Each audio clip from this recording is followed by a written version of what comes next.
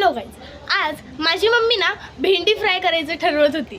तर ती भेंडी फ्राय करताना ना तिला वाटलं एका भेंडीच्या 2 फोडी करत होती, म्हणजे एक भेंडी अशी मधून शिरत होती. ती तिच्या मनाने करत होती, पण फोनने बघा काय केलंय, ती एका भेंडीच्या 4 फोडी करायला लागली. आणि जोपर्यंत मी व्हिडिओ चालू करेल तोपर्यंत ती अरे डाळ डाळ डाळ भात भात भात जसं काय ती पंक्तीत वाढायला चालली होती. तिचे एक्सप्रेशन बघायचे.